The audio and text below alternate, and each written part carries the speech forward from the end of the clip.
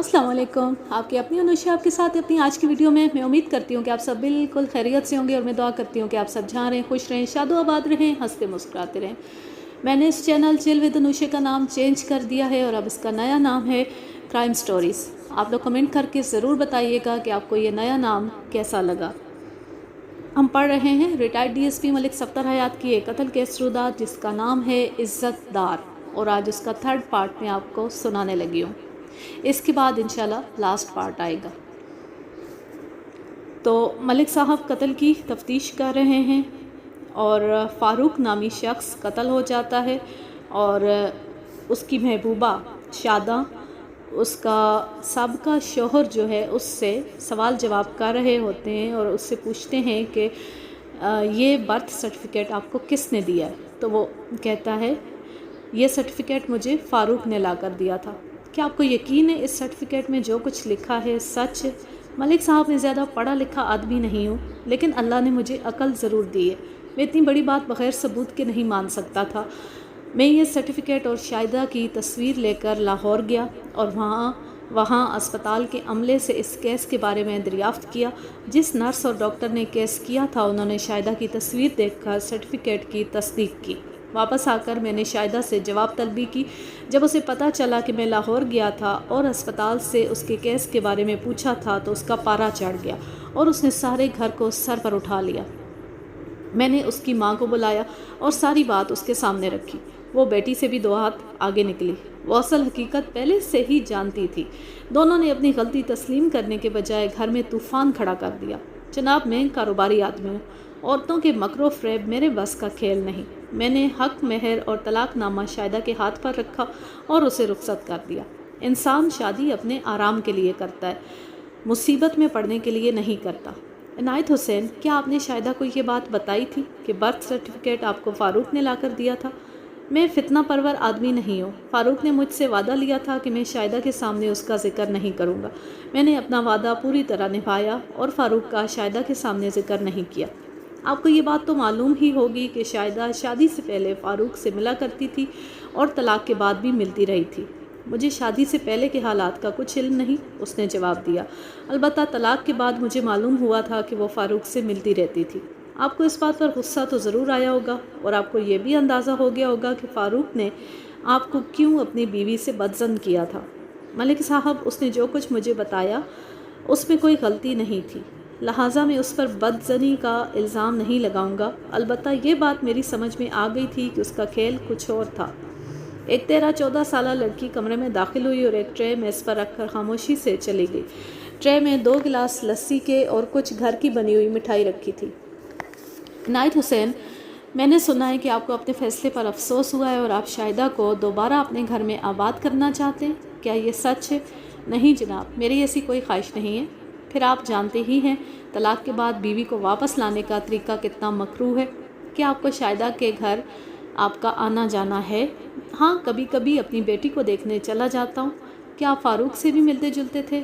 फ़ारूक मेरे मिजाज का आदमी नहीं था। उसने अपना खेल दिखाने के लिए मुझसे मेल जोल बढ़ाया था। उसके बाद ना वो मुझसे मिलने आया और ना मैं कभी उससे मिलने गया था। कत्ल की वारदात फरवरी में हुई थी। ग़ालिबन फरवरी के इब्तिदाई अयाम थे, लेकिन मुझे तारीख़ याद नहीं रही। यहाँ हम अपनी सहूलत के लिए 3 तारीख़ फ़र्ज़ कर लेते हैं। मैंने इनायत हुसैन से पूछा, इनायत हुसैन, आप 3 फरवरी के रोज़ रात के 8 और 9 बजे के दरमियान कहाँ थे? उसने मेरे सवाल का मकसद समझने में थोड़ा सा वक्त लिया, फिर बोला, मलिक साहब, क्या आप मुझ पर शक कर रहे हैं? आपका ख्याल है कि फ़ारूक को मैंने कत्ल किया है?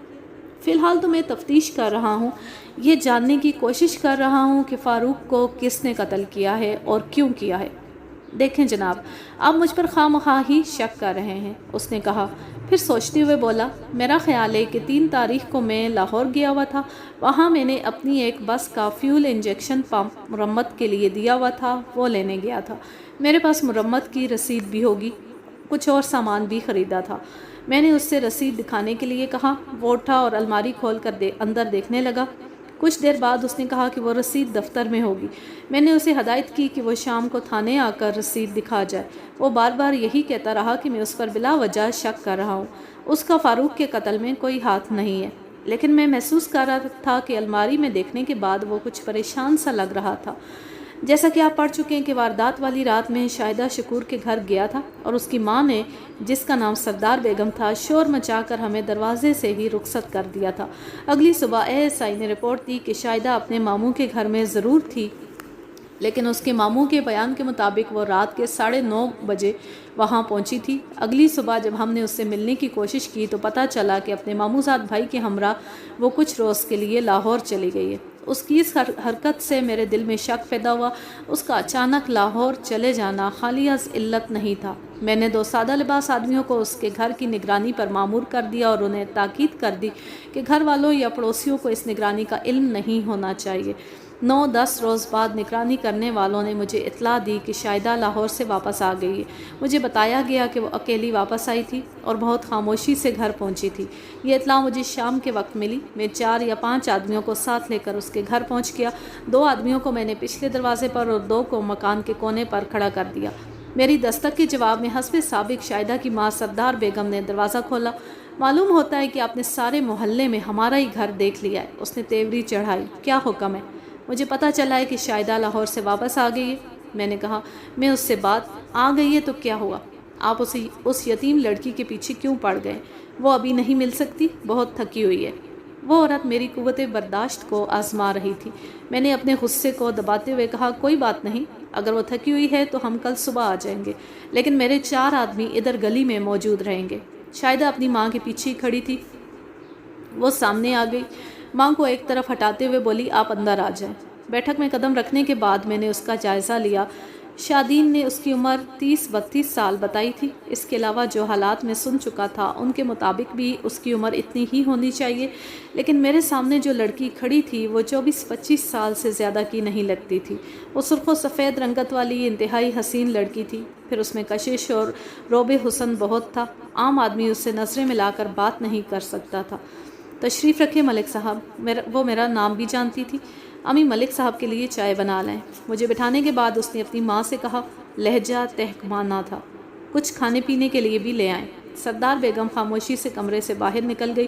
شاہدہ نے نہایت دل نواز مسکراہٹ کے ساتھ میری طرف دیکھا اور باہر کے دروازے کی کنڈی لگا دی۔ مجھے یاد نہیں رہا کہ اس نے کس رنگ کا لباس پہن رکھا تھا، تاہم رنگ شوخ تھا اور لباس خاصا چست تھا۔ اس پر ستم یہ کہ اس کا جسم انتہائی متناسب اور سڈول تھا۔ بیرونی دروازے کی کنڈی لگانے کے بعد اس نے کھڑکیوں کے پردے درست کیے اور اندر کی طرف کھلنے والا دروازہ بھی بند کر دیا۔ مجھے یوں معلوم ہو رہا تھا جیسے میری نظریں اس کی حرکات و سکنات کی اسیر ہو گئی تھیں۔ وہ جس طرف جاتی تھی میری نظریں اسی طرف مڑ جاتی تھیں۔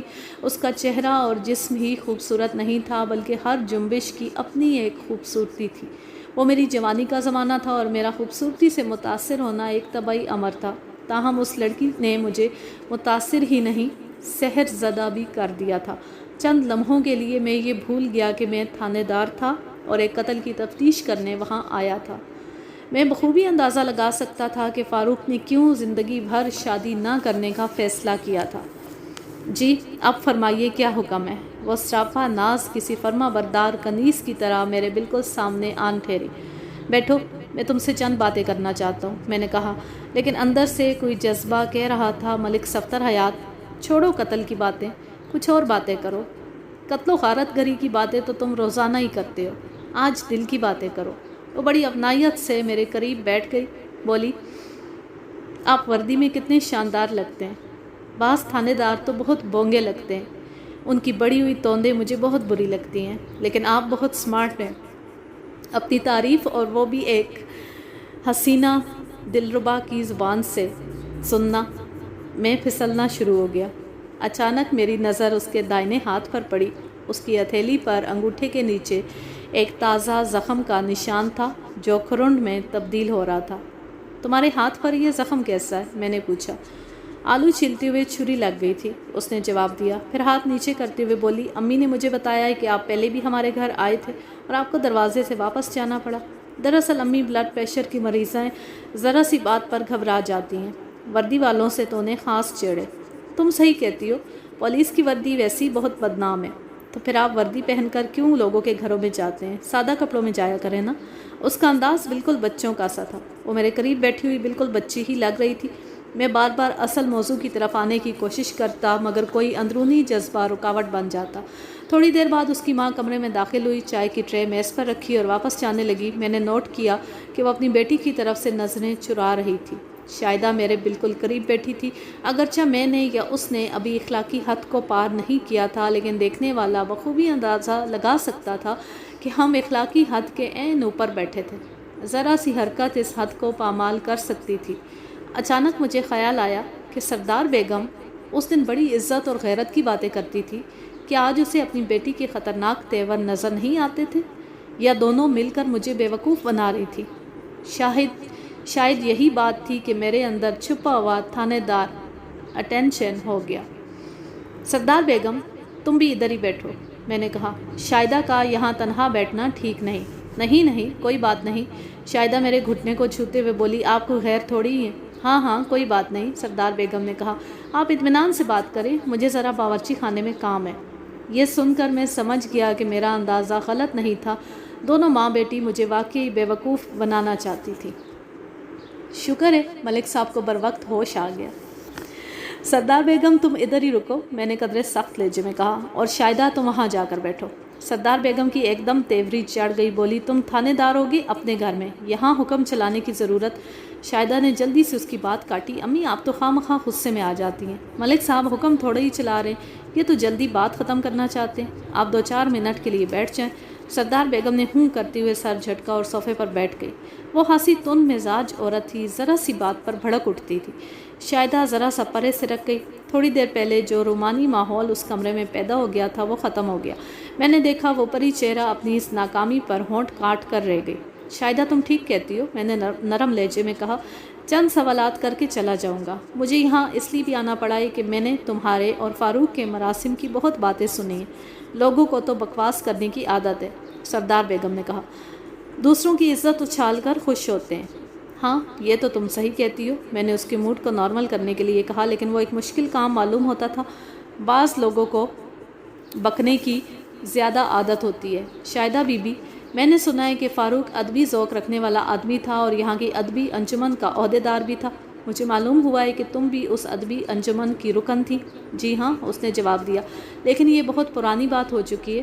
اس زمانے میں مجھے افسانے وغیرہ لکھنے کا بہت شوق تھا اور میں انجمن کے اجلاس میں جایا کرتی تھی۔ ہاں، عورتوں کے لیے اس قسم کی سرگرمیاں جاری رکھنا بہت مشکل ہے، میں نے تائیدی انداز میں کہا۔ مقصد یہ تھا کہ وہ بھی تائیدی انداز میں بات کرے۔ شادی کے بعد وہ گھر گرہستی کے معاملات میں الجھ جاتی ہیں۔ فاروق اس انجمن کا عہدیدار تھا اور تم رکن تھی، ایسی صورت میں باہمی مراسم ایک طبعی بات ہے۔ فاروق کیسا آدمی تھا؟ حیثیت دوست وہ بہت اچھا انسان تھا، لیکن اس کے نظریات عام لوگوں سے بہت مختلف تھے۔ ہاں، ادیبوں میں یہی خامی ہوتی ہے، میں نے چالاکی سے کہا۔ میں یہ دیکھنا چاہتا تھا کہ وہ فاروق کی مخالفت میں بولتی ہے یا حمایت میں۔ عجیب نظریات تخلیق کرتے رہتے ہیں اور دوسروں پر بھی ان نظریات کو مسلط کرنے کی کوشش کرتے ہیں۔ مجھے یقین ہے کہ فاروق اشتراکی نظریات کا قائل ہوگا، مزدوروں اور کسانوں کا حامی۔ آپ نے بالکل صحیح اندازہ لگایا ہے، اس نے کہا۔ فاروق ایسا ہی شخص تھا، وہ تو اپنے باپ کی جائیداد میں سے حصہ لینا بھی گناہ سمجھتا تھا، کہتا تھا کہ اپنی محنت سے اپنی دنیا تعمیر کرے گا۔ محنت سے، سردار بیگم نے کہا۔ بالکل نکما آدمی تھا، خالی باتیں کرنا جانتا تھا، جس جائیداد کو لینے سے انکار کرتا تھا اسی پر پل رہا تھا۔ میں نے سردار بیگم کی تائید کرتے ہوئے کہا، میں نے بھی یہی سنا ہے، زمینوں کی ساری دیکھ بھال اس کا چھوٹا بھائی کرتا تھا، فاروق کو سوائے افسانہ گوئی کے کچھ نہیں آتا تھا۔ میں نے سنا ہے اس کی ماں نے شاہدہ کا رشتہ مانگا تھا۔ ہاں، 2-3 دفعہ ہمارے گھر آئی تھی، لیکن ہم نے انکار کر دیا تھا۔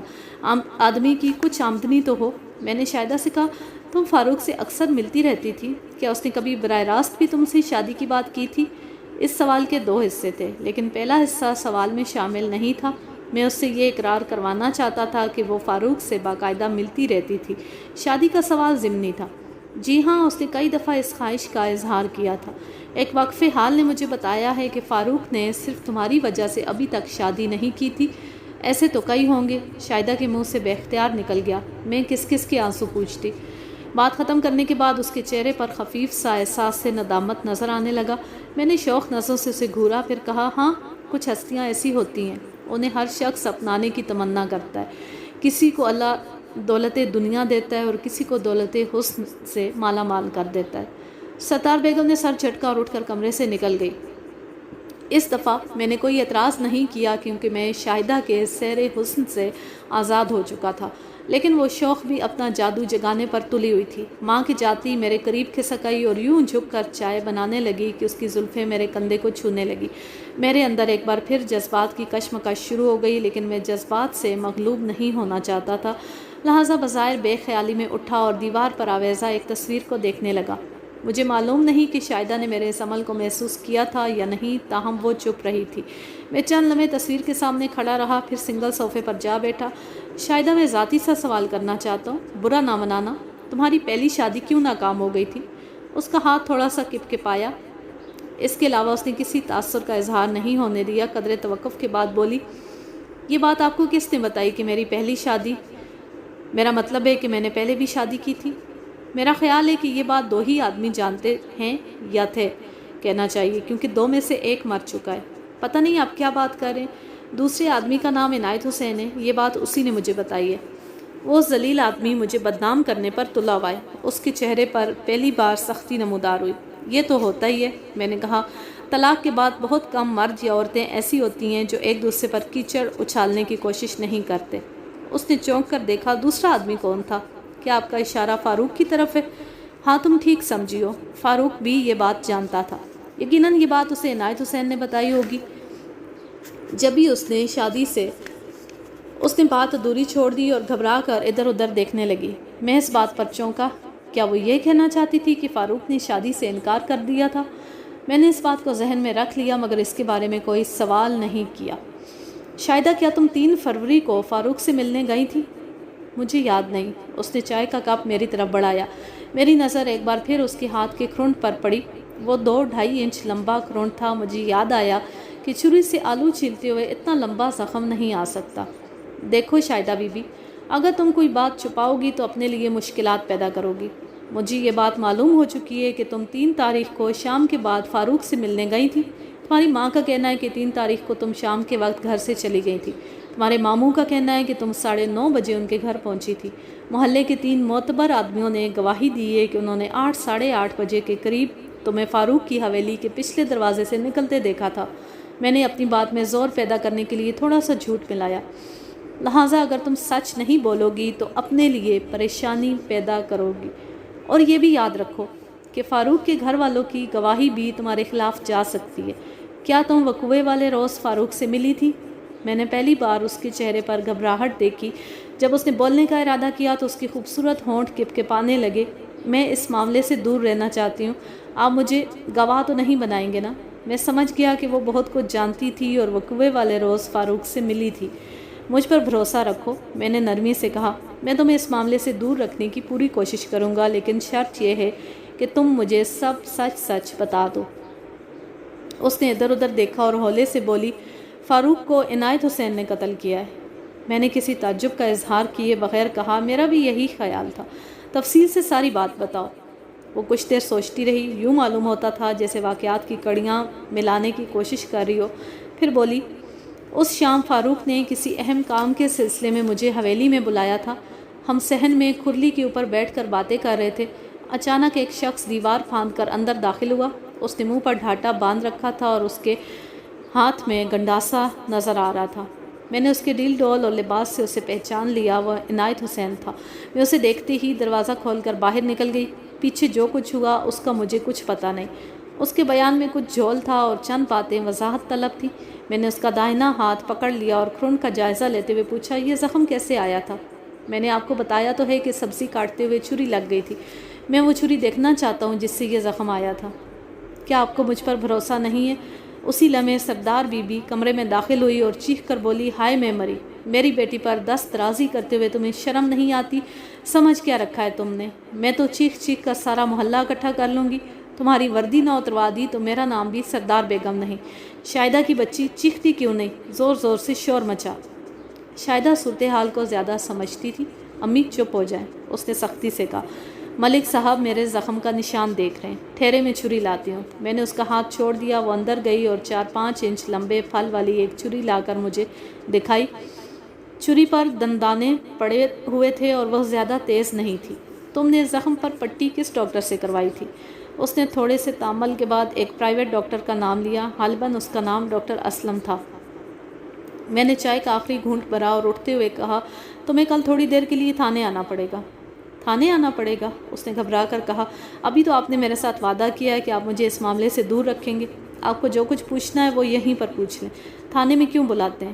ملک صاحب، ہم عزت دار لوگ ہیں۔ سردار بیگم اپنے جوش کو دباتے ہوئے بولی، ہمیں تھانے بلا کر بے عزت نہ کریں، میں ذرا کھری عورت ہوں۔ اگر آپ ہمیں پریشان کر کے رشوت وصول کرنا چاہتے ہیں تو صاف بات کریں، بولیں آپ کو کتنے پیسے چاہیے۔ اس معصوم بچی کو آپ تھانے میں بلا کر پوچھ کچھ کریں گے تو ہماری کیا عزت رہ جائے گی؟ امی آپ دوسرے کمرے میں جائیں، شاہدہ نے کہا۔ ملک صاحب میری بات سمجھ جائیں گے۔ سردار بیگم دوسرے کمرے میں چلی گئی۔ اس کے جاتے ہی شاہدہ نے میرے سینے پر سر رکھ دیا اور سسکیاں لینے لگی۔ اس کے آنسوؤں نے میرے ارادے کو ایک بار پھر کمزور کر دیا۔ مجھے اس پر ترس آنے لگا۔ ٹھیک ہے، میں نے اس کے سر پر ہاتھ رکھتے ہوئے کہا، تم تھانے نہ آنا، اگر ضرورت پڑی تو میں خود ہی آ جاؤں گا۔ جب میں جانے لگا تو سردار بیگم نوٹوں کی ایک گڈی لیے ہوئے کمرے میں داخل ہوئی۔ ملک صاحب یہ رکھ لیں، ہم عزت دار لوگ ہیں، ہمیں تھانے کچہری میں لے جا کر ذلیل نہ کریں۔ سردار بیگم، مجھے اس کام کی تنخواہ ملتی ہے، اسے اپنے پاس ہی رکھو۔ باہر نکل کر میں نے احسائی سے کہا کہ جو دو سادہ لباس سپاہی سردار بیگم کی نگرانی پر مامور تھے انہیں دوبارہ اسی ڈیوٹی پر لگا دے اور تاکید کر دے کہ وہ شاہدہ شکور کو قصبے سے باہر نہ جانے دے۔ دوسرا کام میں نے اس کے سپرد یہ کیا کہ عنایت حسین کو لے کر تھانے پہنچے اور میرے آنے تک اسے وہاں بٹھائے رکھے۔ یہاں سے فارغ ہو کر فاروق حسین کی حویلی جا پہنچا۔ دستک کی آواز پر دروازہ منظور حسین نے کھولا اور مجھے اندر بیٹھک میں لے گیا۔ رسمی کلمات کے بعد میں نے منظور حسین سے کہا، منظور حسین، معلوم ہوتا ہے کہ تمہیں اپنے بھائی سے کوئی محبت نہیں تھی اور تم نہیں چاہتے کہ اس کا قاتل گرفتار ہو۔ یہ کیسے ہو سکتا ہے ملک صاحب؟ اس نے کہا، میرا ایک ہی تو بھائی تھا۔ تو پھر تم نے مجھے پوری بات کیوں نہیں بتائی؟ وقوعے والی رات کھانے کے بعد تم مویشیوں کو دیکھنے اور دروازہ بند کرنے کے لیے باہر نکلے تھے۔ اس وقت فاروق صحن میں موجود تھا اور اکیلا نہیں تھا، لیکن تم نے میرے سوال کے جواب میں لا علمی کا اظہار کیا تھا۔ کیا میں اس کی وجہ پوچھ سکتا ہوں؟ اس نے آنکھیں نیچی کر لیں، ہولے سے بولا، میں نہیں چاہتا تھا کہ مرنے کے بعد میرے بھائی کی عزت پر کوئی حرف آئے۔ اس کی بات میں وزن تھا۔ میں نے کہا، اب دوبارہ ساری بات بتاؤ۔ ملک صاحب، میرا بھائی عجیب طبیعت کا آدمی تھا۔ اسے نہ تو زمینوں کی کوئی پرواہ تھی اور نہ ہی اپنے مستقبل کی۔ اسے اپنی ساری زندگی اس آوارہ لڑکی کے پیچھے ضائع کر دی تھی۔ پتہ نہیں اس لڑکی کے کن کن لوگوں سے تعلقات تھے اور اس نے کتنی شادیاں کی تھیں۔ اس کا پہلا بیٹا اب 12-13 سال کا ہوگا، لیکن بھائی فاروق کے دل سے اس کا خیال نہیں جاتا تھا۔ وہ سب کچھ جاننے کے باوجود اس سے شادی کرنا چاہتا تھا۔ عنایت حسین سے طلاق لینے کے بعد وہ پھر فاروق کے پیچھے پڑ گئی۔ ہر دوسرے تیسرے روز ملنے آ جاتی تھی۔ گھر میں کوئی اسے پسند نہیں کرتا تھا۔ اس رات بھی وہ دونوں کھرلی پر بیٹھے باتیں کر رہے تھے، اسی لیے تم دور سے ہی سمجھ گئے تھے کہ کھرلی کے پاس تمہارے بھائی کی لاش پڑی ہے۔ میں نے کہا، منظور حسین، مجھے حیرت تو اس بات پر ہے کہ تم نے یہ بات چھپائی کیوں؟ وہ شرمسار ہوتے ہوئے بولا، مجھے ماں نے منع کر دیا تھا، لیکن یہ بات مجھے بہت چبھ رہی تھی اور میں 1-2 روز میں آپ کے پاس آنے والا تھا۔ اچھا ہوا آپ نے خود ہی یہ بات پوچھ لی۔ منظور حسین، تم نے چیخنے کی جو آواز سنی تھی وہ کسی مرد کی تھی یا عورت کی؟ وہ مرد کی آواز تھی، اس نے جواب دیا۔ میرے بھائی کی آواز تھی، میں نے اس کی آواز پہچان لی تھی۔ کیا تمہیں پورا یقین ہے کہ تم نے عورت کی چیخنے کی آواز نہیں سنی؟ پورا یقین ہے، عورت کی چیخنے کی آواز نہیں آئی۔ آلہ قتل یعنی گنڈاسے کے بارے میں تمہارا کیا خیال ہے؟ کیا وہ تمہارا گنڈاسا ہے یا قاتل اسے اپنے ساتھ لایا تھا؟ وہ ہماری حویلی کا گنڈاسا ہے۔ اس شام میں نے اسے کھرلی پر پڑے دیکھا تھا۔ میں نے اٹھتے ہوئے کہا، اگر اسے کوئی اور بات یاد آئے تو مجھے بتا دے۔ وہاں سے نکل کر میں ڈاکٹر اسلم کے کلینک پر پہنچا۔ اس ادھیڑ عمر ڈاکٹر سے میری معمولی سی شناسائی تھی۔ اس کے کلینک میں اس وقت 2 یا 3 مریض بیٹھے تھے۔ اس نے مریضوں کو انتظار کرنے کے لیے کہا اور مجھے اپنے کنسلٹنگ روم میں لے گیا۔ جی تھانے دار صاحب، اس نے خوش دلی سے کہا، کوئی بیماری یا کوئی جرم؟ ڈاکٹر صاحب، آپ کو یہ قانون ضرور معلوم ہوگا کہ آپ پولیس رپورٹ کے بغیر کسی زخمی کا علاج نہیں کر سکتے۔ یقیناً معلوم ہے۔ کیا کوئی زخمی چور میرے کلینک سے پٹی کروانے کا دعوے دار ہے؟ 3 فروری کی رات کو ایک لڑکی آپ کے پاس آئی تھی، اس کا دایاں ہاتھ زخمی تھا۔ اسے فوراً یاد آ گیا کہ میں کس لڑکی کی بات کر رہا تھا۔ آنکھ دباتے ہوئے بولا، ملک صاحب، اگر آپ میری جگہ ہوتے تو نہ صرف اس لڑکی کی مرہم پٹی کرتے بلکہ اپنی گاڑی میں اسے گھر بھی چھوڑ کر آتے، اور اس کا صرف ہاتھ ہی نہیں، گھٹنا بھی زخمی تھا۔ گھٹنا بھی زخمی تھا؟ میں نے آنکھیں پھیلائیں۔ اس نے اپنے زخمی ہونے کی وجہ کیا بتائی تھی؟ غسل خانے کے فرش پر پھسل گئی تھی اور لوہے کی صابن دانی سے ہاتھ کٹ گیا تھا۔ آپ نے اس کے زخم کا بخوبی معائنہ کیا ہوگا۔ میں نے جیب سے چھری نکال کر اسے دکھائی۔ کیا اس چھری سے آلو چھیلنے کے دوران اتنا گہرا زخم آ سکتا ہے؟ اس نے چھری کا معائنہ کیا اور اس کی دھار پر انگوٹھا پھیرا، پھر نفی میں سر ہلاتے ہوئے بولا، مشکل بلکہ ناممکن۔ آلو چھیلتے وقت اس چھری سے اتنا گہرا زخم نہیں آ سکتا۔ ہاں، اگر یہ چھری سیدھی پڑی ہو، یعنی اس کی دھار اوپر کی طرف ہو اور زور سے اس پر ہاتھ پڑ جائے تو پھر شاید اتنا گہرا زخم آ جائے۔ معاملہ کیا ہے؟ معاملہ قتل کا ہے، میں نے اٹھتے ہوئے کہا۔ میں کل کسی وقت آپ کا تحریری بیان لینے آؤں گا۔ جب میں تھانے پہنچا تو عنایت حسین اپنے 2 آدمیوں کے ہمراہ تھانے میں موجود تھا اور خاصا فکر مند نظر آتا تھا۔ میں اسے اپنے کمرے میں لے گیا اور بیٹھنے کے لیے کرسی پیش کی۔ اب میں لیتی ہوں آپ سے اجازت۔ جا رہے ہیں، خوش رہیں، شاد و آباد رہیں، ہنستے مسکراتے رہیں۔ اللہ حافظ، اللہ نگہبان۔